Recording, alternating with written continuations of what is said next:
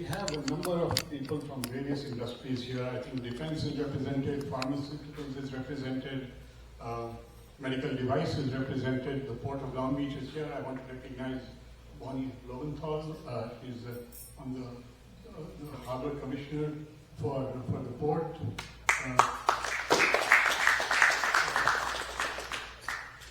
So we have a wide variety of people, and we have people from the U.S. Department of Commerce, my friend Rick Swanson and Lena Baker. We will have plenty of time to interact with all of you here. So let me get started though. So, some people here may not be doing business with India. Can you share with us why someone should care about India and business and investment?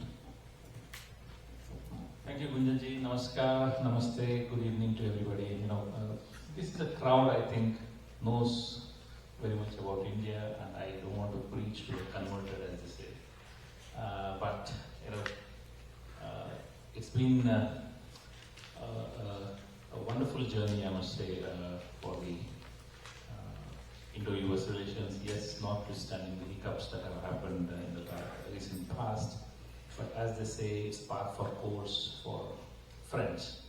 Among friends, there are disagreements. Among friends, there are issues which crop up. But as friends, we sit down across the table and we talk and we negotiate and we find solutions. So, as you all know, India is no longer today an emerging market. We are like, a strategic partner. We believe in shaping the future of the world, of the global economy. And as we advance in various sectors, as we advance our economy, building a developed India by 2047, we say it's the Viksit Bharat by 2047. That vision will combine stability, scale, digital transformation, and of course democratic governance in a manner which we believe that few other economies across the world can match. Of course, as you all know, India is now the world's fastest growing large economy. We are growing around 7% per annum. For some time, till about 2 months ago, we were the fourth largest economy in the world, but due to the exchange rate fluctuations, the dollar strengthening, again we moved to fifth and then sixth, and again we are back to fifth. But that, I think, we are expected to become the third largest economy in the next few years. And for us, we have a very young workforce. We have a huge middle class, which is like almost 600 million actually, not 60, equivalent to the Western Europe population. At the same time, as you all know, we have a very talented workforce, worldwide recognized public infrastructure, what I call the DPIs, the digital public infrastructure. We are also working on very ambitious investments in advanced manufacturing, logistics, clean energy. That's one of the bright spots. I'm sitting in California. I can appreciate what California is doing for renewable energy and clean energy, but I want to communicate here that, especially in the world of renewable energy and clean energy, I think India has achieved the Paris goals, which were supposed to be done by 2030, we have already achieved by 2025. So that's something which India is very proud of. We are proud of our innovators, our startup ecosystem, which is, I think, the third largest in the world after US and China. We offer opportunities across the value chain, from design to R&D to manufacturing to logistics, and I think here I would be amiss if I don't mention the strategic context. As global businesses, they seek a resilient, trusted, and a diversified supply base. India stands out as a reliable partner. For us, who have been through the last few months of the geopolitical issues in the Gulf, you saw what India managed. We were able to negotiate with every partner across the table, every party in the conflict, from the US to Israel to Iran to Russia to Qatar to everybody, and we were able to maintain flows of crude oil and LPG to India. And people ask me like, how do you guys manage it? And that's we call it multilateral engagement. We don't deal with, we don't take sides. We believe peace is the only way out, and we do our bit. Yes, of course, sometimes we do end up on the short end of the stick, but we play the patient game. It's the Indian elephant moving, so we believe that slow and steady wins the race.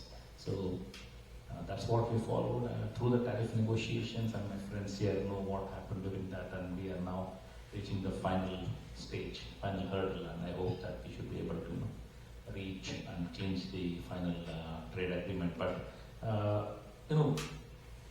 coming to those trade agreements, right now India and its market is one of the hot commodities, if I may say so, because we have just concluded multiple free trade agreements across the world. We have the free trade agreements with individual countries like the UK, Australia, New Zealand, but the big one was with the EU. The EU FTA, I think that is gonna give us a strong economic partnership with like-minded democratic partners, if I may put it that way. And for American companies, of course, it's not just accessing a market of 1.4 billion people. It's basically about partnering with one of the trustworthy partners, transparent partners, democratic partners, and at the same time, you're going to join hands with one of the principal contributors to the global growth engine, to global innovation, to the providers of stability in the decades ahead. Thank you, Dr. KJ. Now, for people here in Southern California, part of your remit, as you have said, is specific industries that you're focused on or sectors that you're focused on. For the benefit of the audience, could you recount where you want to put your energies in the next year? Today morning I was in Las Vegas on in a conference which was on rare earths and critical minerals. It was a gathering of over 1,000 people from various companies across the value chains. You understand that given the global tensions, geopolitics, and the stress with which the global supply chains have been going through, I was at one point asked by somebody today, like, how did we all miss the bus? And people were surprised that US, EU, we all, India, for that matter, we missed the bus, and now we are now trying to catch up. I don't want to name the country, but obviously they took a marching lead since 1990s, and we were just working on the cost-benefit analysis, and we were just happy with concentrated supply chains. So given that background, in Southern California, for example, we have one of the world's most dynamic innovation systems. I think the complementarities that I believe with India's requirements and strengths across various sectors. When I was coming here, my boss told me that we need to make the most of the opening of this consulate here, because yes, as you mentioned, San Francisco has its own consulate, it has its own priorities, maybe IT and a few bits of VC ecosystem, but at the same time a bit of biotech. But this area is humongous. Defense, aerospace you mentioned, but then you have the semiconductors, the advanced manufacturing, the logistics, the entertainment and creative industries, you have the biotech, you have the healthcare sector, and something which I believe is very important here is again critical minerals and clean energy. That's where I think we have a big stake, electric mobility, digital technologies, we are working on quantum, we are working on higher education, tourism. Of course, nobody needs an invite to come to Southern California, the wonderful, the attractive places here. But one more thing I found here very interesting is the startup ecosystem across all sectors. And I think the leadership of California, as I mentioned earlier, in innovation and startup ecosystems, which will help us in expanding India's technology base, working with education institutions and R&D especially. We are working with various universities, we are working with potential tie-ups with these education institutions, with institutions of repute in India. Because until and unless we ensure the flow of talent, flow of talented individuals, and that's where, if you remember in the IIT conference which happened in April here in Long Beach, I mentioned in my keynote speech that we need to work upon what we call as a talent corridor between India and the US, both ways. And that's something which excites me, and I'm working with IIT Mafia, if I may call that. We are working with them in a big way because we have tremendous talent, human resources, but at the same time now we also have the venture capitalists, we have the investment ready to be deployed. And as it happened in 2008, 2009, if you remember, during the recession, if I may call that so, Indians kept their powder dry. Indian companies had kept spare cash, and they went ahead aggressively and they bought out many companies across the world.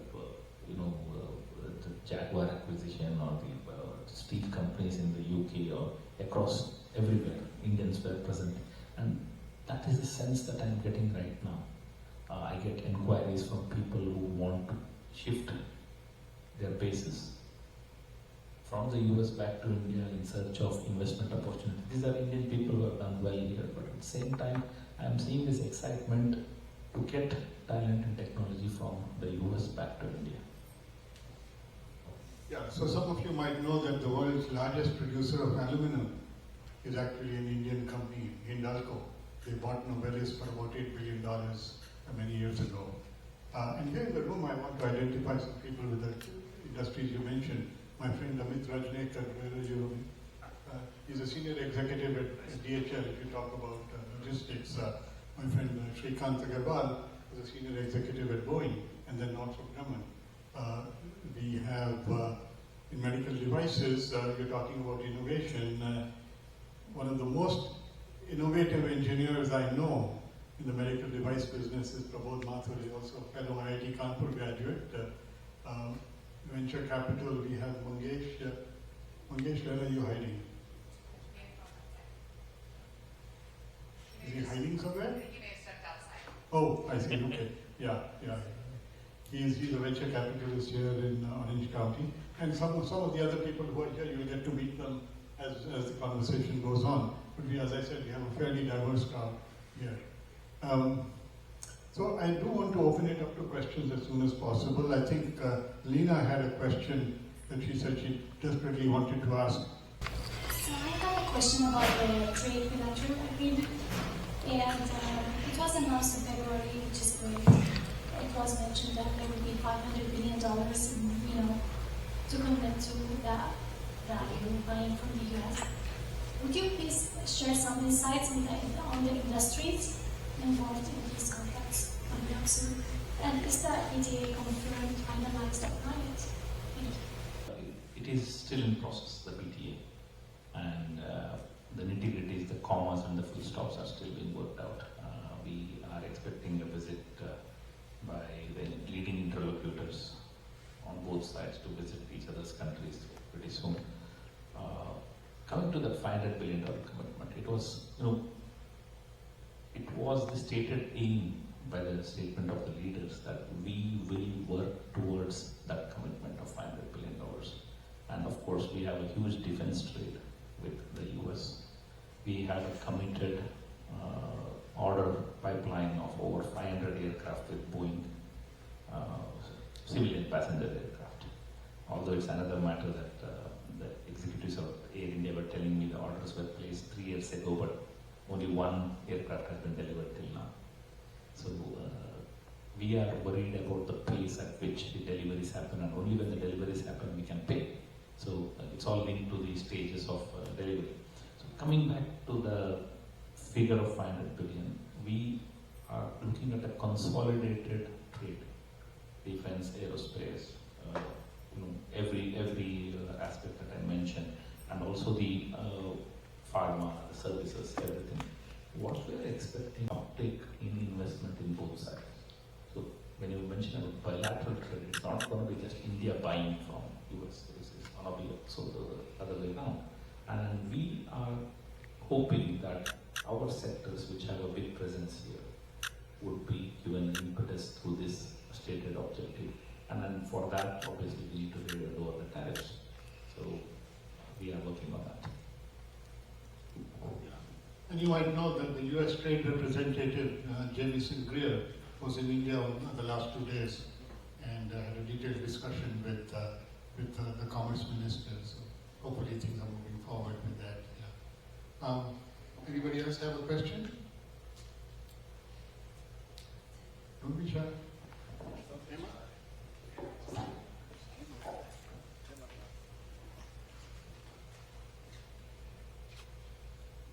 Hi, I'm Hemade, and we met once before. I'm really encouraged by what you said about the talent corridor. Can you give more perspective on where things are at with that? Because I do watch a lot of news in India. The tech sector is doing so well. I think you've got an amazing number of PhDs. I just spoke to somebody in Spain, and the European Union is giving out grants to companies to upgrade with AI. And one of the specifications is to actually recruit a PhD on staff to get the money. So what is the grand plan between SoCal and India?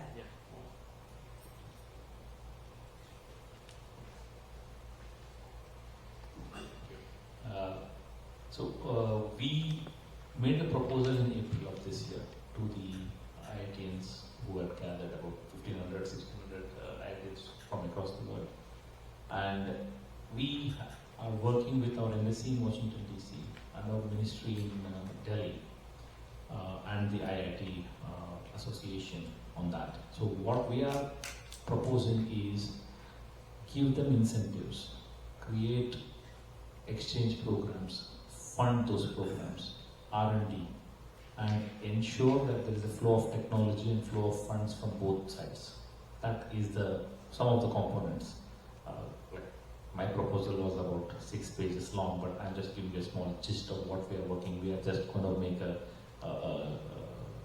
fund to assist them. We are going to ensure that there is a task force inside India's ministry and also with the concerned association here. But to cut the long story short, we are right now in the planning phase for that talent corridor. We recognize the importance of these, the people who have qualified PhD or whatever. And one of the things what we have seen is, due to the lack of this, the dragging out of this BTA, especially between India and the US, other countries have already started, gaining more from this trade and exchange of talent, etc. Europe, for example, many countries in Eastern Europe are now inviting Indian talent and Indian trade. So I think we need to see, and by the way, this talent corridor is not just between India and the US. My proposal covers the world. So I have proposed that we should work with any like-minded country in the world. So we'll be happy to take any suggestions on that, but in the meantime, our first meeting is scheduled next month on that particular issue, because getting all the actors together is a task in itself. But what I believe sincerely is that there is interest, there is urge to move fast on that thing, because this will help overall growth in promoting innovation, promoting people-to-people contacts, but at the same time getting these ecosystems to work with each other. Already we work on an ad hoc basis. You have a good company, you come and pitch, the VC is ready to fund you, and you work in your own circles. But we want to give a method to the madness, as they call it. We want to give a phase to work on these things. So we are still in the planning stages, but I believe sincerely that it's a doable thing. And with many people who have achieved success both financially and entrepreneurially and also technologically, we want to leverage those connections. And one of the important things will be the exchange programs. We already have a significant exchange program between India and the US, and just as a comment here, in spite of the visible, I don't know if tensions is the real word there, because when the negotiations were happening for the BTA, people thought the relationship is frayed. No, every other planned interaction, planned program, collaboration was on track during the last year and this year. We didn't miss a date on any planned collaboration. So be it defense, training, aerospace, anything you name it, we were working together, India and the US. As someone mentioned, this is the most consequential relationship of the 21st century. We should not take it lightly just because some social media or the media wants to portray that this relationship is free. No. As I mentioned earlier, this friendship is there to remain. It's too deep. We are enmeshed with each other. We cannot be separated from each other. And we both realize that. We need US needs India, for whatever reasons. Be it trade, commerce, geopolitics, we need each other. Full stop. Thank you. Yeah, so some of you might not be familiar with the Indian Institute of Technologies that Ambassador Srinivasa has referred to a few times, so let me just clarify. So today there are 23 campuses of the Indian Institute of Technology all across the country. Here in Southern California, we have a special relationship because the IIT at Kanpur was set up by Caltech, the California Institute of Technology, in collaboration with MIT. And it was a 10-year collaboration in the 1960s, but the benefits of it have flowed for decades. In fact, USAID spent all of $16 million over a 10-year period. And the benefit to the US economy in terms of jobs created by IITs is probably in the hundreds of thousands. The CEO of IBM is an IIT Kanpur graduate, the CEO of Google is also an IIT, and so on. Number of Indian American executives that we hear about are products of the IITs. So it's been a great collaboration between the top Indian tech schools. And the other aspect relating to education that we should also recognize, Southern California has one of the largest ecosystems of universities, probably next only to the Boston area. Okay, so I kid my friends in Northern California, we have Stanford and Berkeley, and that's it, Here we have so many universities, the number of UC campuses, Caltech, LMU, Chapman, you name it, okay? And when students from India come here to study, okay, they're paying US dollars, they're paying full out-of-state tuition, that's export earning. The US Department of Commerce recognizes that as export earning. And not only do they come, their families come to visit, and they spend a month, not a week, and they come to Southern California. So there's a huge amount of dollar earnings happening in Southern California that sometimes does not get recognized when we look at the connection between the two countries and between SoCal and in India. Los Angeles and Mumbai are sister cities. Okay? So I also want to recognize Tim Murphy from Synexus. Tim, would you like to say a little bit about what you're doing? Yeah, we're an eye care company that develops eye droppetry nearsighted kits. So we're close to the finish line, trying to get FDA approval right now. But we have a critical element that can be sourced for India. So it's very important to have that relationship. So Tim and his company have been working on that with us for 4 years. And they've already bought millions of dollars of that. And once they get US FDA approval, the volumes will skyrocket. So it's an aspect of export from India or make in India, depending on how you look at it. Hoshi, you have a question. My specific question is that you had a legacy business and you could not get contract manufacturing to be in India. We moved from China to Vietnam, and I was surprised that I wanted to move to India but could not do it. But now we are moving into drones, and we provide a very specific component of the drone. We don't manufacture drones, we provide the component. And it's all US military certified. My question is, is there a way to enter the Indian drone market? Because I know drones are being used in India, they're being manufactured in India. But is that possible? And if so, how? Thank you very much. Let me give you a small perspective on that. So when the whole world was talking about China plus one, and some companies actually moved out of China, and people thought much of it would come to India as a natural aspect of that. And yes, Foxconn moved out, many other companies moved out. So India today is the second largest manufacturer of iPhones for the world. But let me put a perspective there. Companies moved also from China to Vietnam, as you mentioned. India is a democracy. We have our own systems. We need time to give permits. Yes, we are working on our ease of doing business. We have achieved a lot. But in Vietnam, it's still a communist government. It is a single window policy.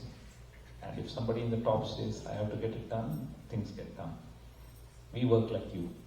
There is a variety of departments. They have their own rules and regulations. We have to follow everything. And in a democracy, you can't come and impose things to be done in a fast manner. But we have moved in the ease of doing business rankings a lot. So we are promoting, for example, the drones issue.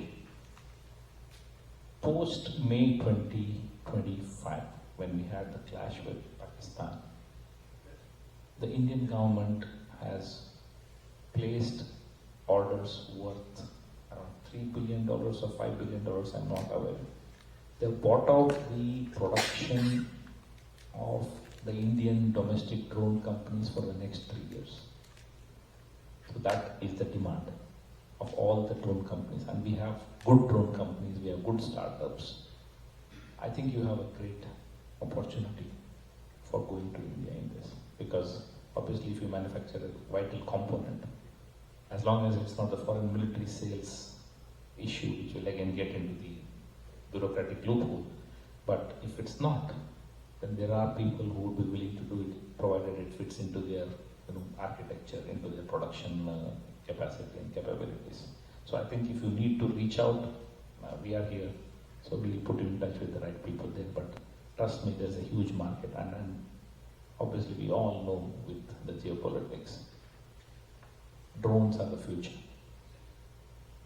What we are seeing in the Ukraine-Russia conflict, what we are seeing, in fact, in the India-Pakistan conflict itself, which is common knowledge, it is believed that Turkey transferred 10,000 drones to Pakistan to be used against India.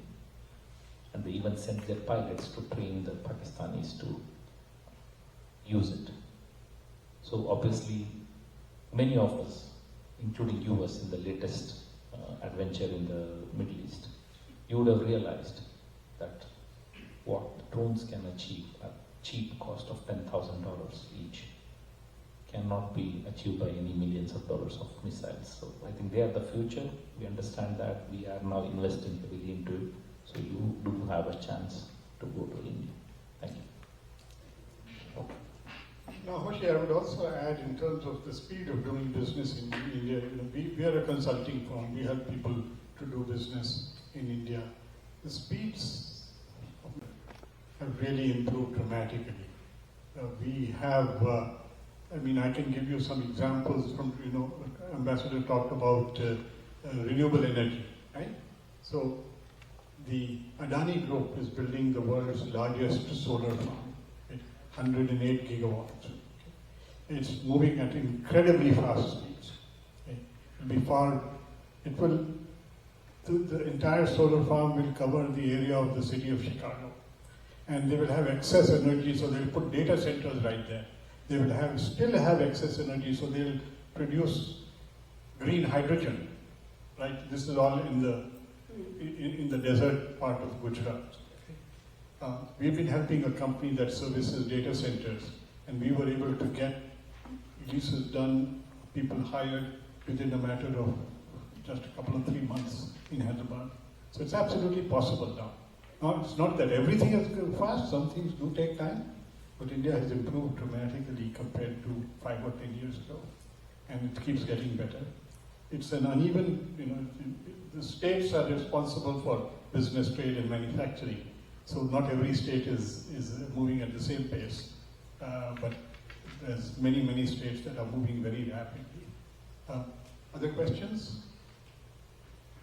Simona organized a trade mission to India a couple of years ago, and I can tell you she's one of the most determined people I've ever met. People who know her will tell you that. Thank you for the invitation today. The question is actually about the trade mission. So I am the chair of Women in International Trade Orange County, and we support the advancement of women in global trade and women in global trade leadership as well. We supported organizing a trade mission in biotech from Southern California to India. I'm still working on the results of the trade mission, but one of the main discussion was there was not a clear VC-led bridge between startups from India to enter Southern California and startups from California to connect with India. So I was wondering if this was 2 years ago, I was wondering if there's any new initiative that's somehow within the government of India, connecting with the government of the United States that helps the bridge, because we did not move from the angel investors into the next step. It was very difficult. Right now, we don't have any formal mechanism for that, to be very frank with you. As I mentioned, many times these things happen between associations, between trade bodies, between people who know each other basically. And we can actually help you get in touch with people who are into that field in India. So, basically it doesn't need to be government to government. Government can only act as a facilitator. My friends at the US DOC can tell you that. We need to just let business do business. Government has no business in being in business. So we are there as facilitators. So we will help you with that. We'll put you with the system in India of the people whom our certain associations are working with on VC, the venture, the whole ecosystem there. So we will be in touch with you. Okay? End of the day, what I have seen is the government can only formulate policies to promote trade, promote commerce, and to be like what I call as a priest getting the bride and the groom together. So it's like, whether you stay together in marriage or you get divorced is your headache. So we just get the best partners possible. In India we do that, the arranged marriages. We get the bride and the groom together. So that's all we can do for you. Okay, thanks. Yeah. Now I should add that India recently has done some things that I think could benefit what you're getting at. The Department of Science and Technology a year or so ago announced a program called RDI, the Research and Development Initiative. $12 billion will be put into that program to fund early stage startups. Now you have to be an Indian company to receive the money. However, if you have an affiliate, if 51% of the company is owned by Indians, you can have 49% ownership as a US entity, and they're eligible to the same benefits. And that's a mechanism that I think will start to trigger a tremendous amount of innovation, collaboration with countries such as the US, perhaps with Israel, and perhaps with the UK as well, because of their strong ecosystems in the startup world. And I see that happening in medical devices in the future. I see that happening with the biotech startups. I was at the Bio Conference in San Diego for the last 4 days. And there's tremendous opportunity for that kind of collaboration. So yeah, absolutely, I think we'll start to see that happen. Yes?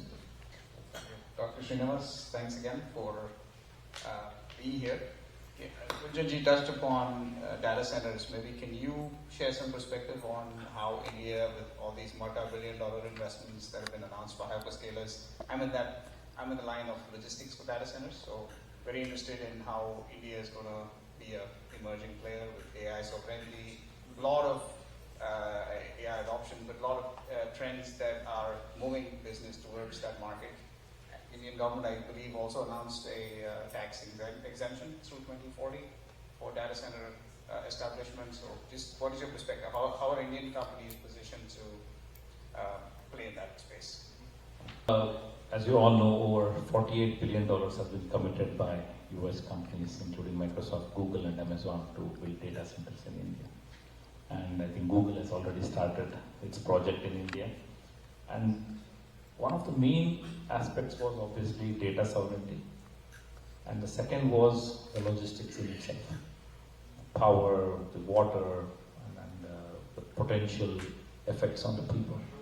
So to come to the second point first, recently the government of Andhra Pradesh gave Google, for example, the status of being an independent power entity.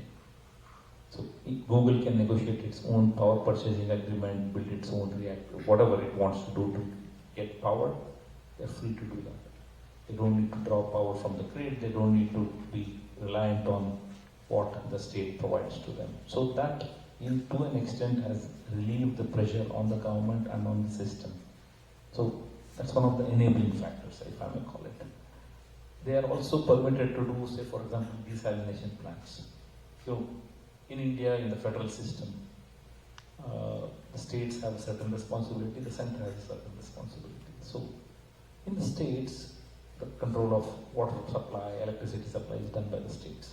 So this has been liberalized completely. So they have these enabling factors for them. Coming to the data sovereignty, we recently passed the DPDP Act, the Digital Privacy and the Data Protection Act.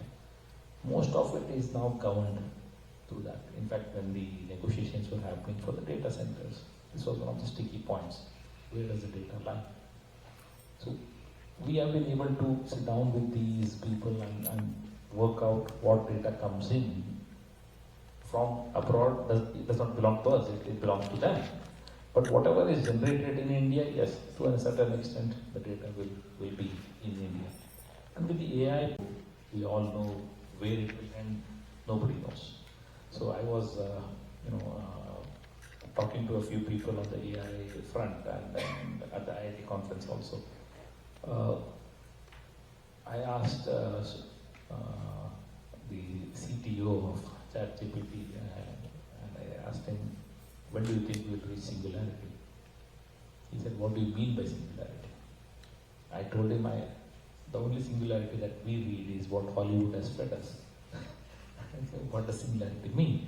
And he said, even they are not aware when AI is going to reach that point of disrupt the whole world. So the policies on AI are still in a flux, to be very frank with you. And when we did the AI Global Summit in February of this year, that was one of the biggest points when we talked with the world. We wanted democratization of AI, building a trustworthy AI, but ultimately under the control of humans. And we had everybody there, all the top guys of the AI world. But what I see right now is that in the mad race for being on the top of AI, countries are not following those principles which they agreed to in that Global AI Summit of democratizing AI or having a human control on it. I really don't have an answer on that front for you because it's all in a flux and the Indian government has its own task force on it, the world is working on it, but we really don't have, to be honest, we don't have an answer to it. Yeah, now as far as numbers, just today's news, Amazon committed to a big increase in its investment in India from 30 billion to 48 billion.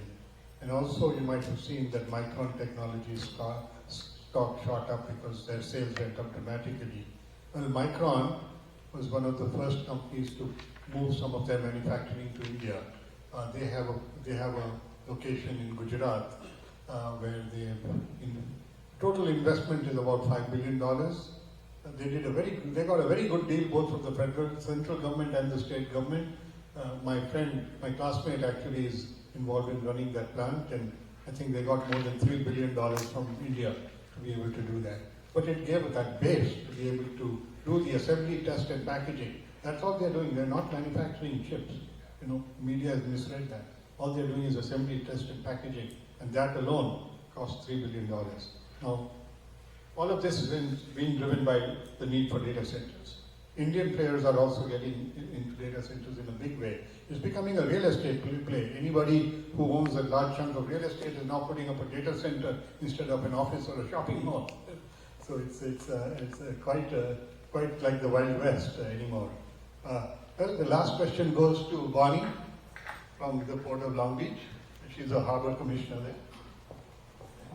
Thank you so much, and thank you so much for being here and answering our questions. And I've been listening very closely to your interest in supply chains and ports. But because of the previous question about data centers, I'm curious about whether India is taking notice of climate change. On my many trips to India, I don't have to tell you how challenged the country is in terms of air quality. And of course, we at the Port of Long Beach are well known for our innovations in cleaning the air. So what is it that's happening today in India regarding climate change? For that question, as I mentioned earlier in one of my answers to what Gunjan ji mentioned, we are a very active player in the Paris Accord. We have dedicated a lot of effort into getting renewable energy. As he mentioned, the amount of investment and the amount of renewable energy being generated, be it solar, wind, geothermal, anything. In fact, we plan to cross the 50% threshold of our energy mix with renewables in the next 2 to 3 years. And that is where what he mentioned, this whole plant in the middle of nowhere, solar plant which is more than the size of the city of Chicago. It's visible from the satellites. So we are working overtime to increase our forest cover.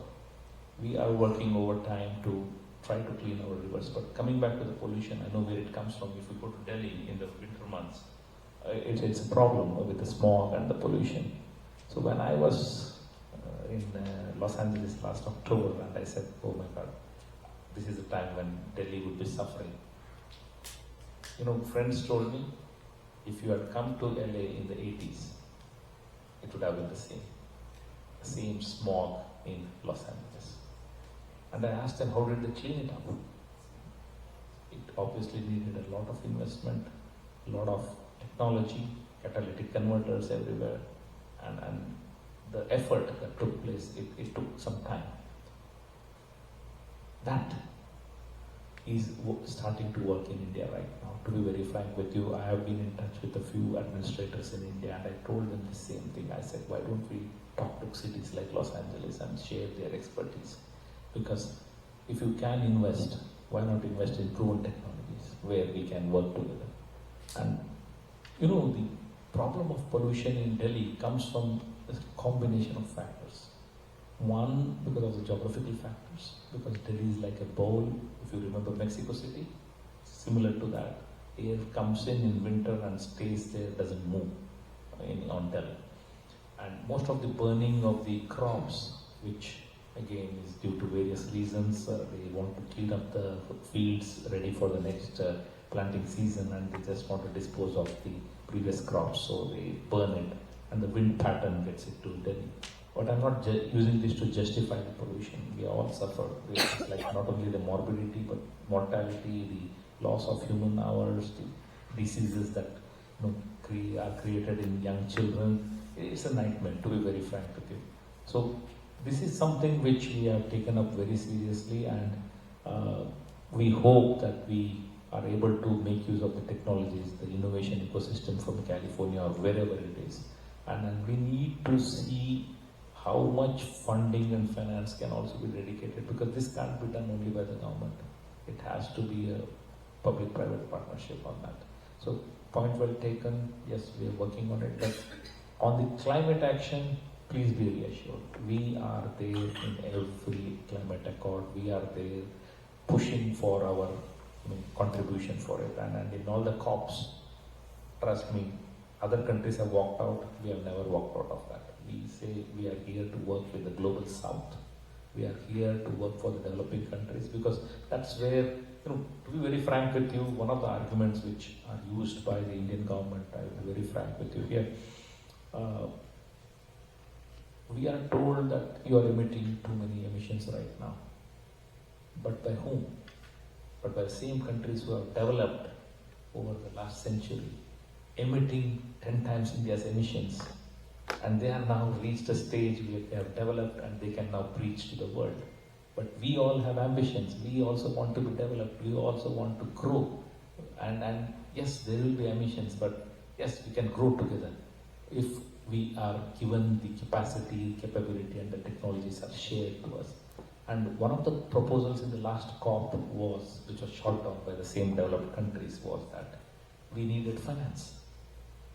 And it's not India I'm talking about. I'm telling about the poor countries. I can't ask Ghana or Nigeria to stop emitting because they don't have the money to fund the, these anti-pollution measures. So when these developing nations went to these developed countries and requested for financial aid, it was shot down. So it can't be like you don't do what you want, you just do what I tell you. No, it doesn't work like that. In this day and age, we have to work in a collaborative capacity. We all have the right to develop ourselves, develop mankind together. So I think I'll let that be. Thank you.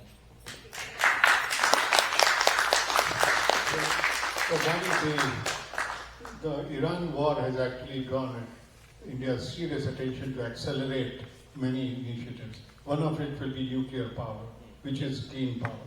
Right? India is going to increase its nuclear power production by a factor of 12 in the next 20 years. And that will reduce its dependence on coal, it will reduce its dependence on oil from the Strait of Hormuz. So you'll see a huge commitment to that going forward. Well, thank you so much, Ambassador Srinivasa. Wonderful. Thank you so much. Just on a parting note, in fact, third week of July, we are expecting our Deputy Ambassador to be on a tour of the southwest part of USA. So I'm trying to get her interested in all the sectors that are vital here. But we are also working on fast breeder reactors that you mentioned. And we just achieved criticality, we just achieved success after 3 decades of research recently. So the fast breeder reactors will be a huge contributing factor for us in building the nuclear energy, and we hope that based on thorium, if we can work, some workables will replace all this traditional thermal or any other polluting source. Thank you. Thank you so much.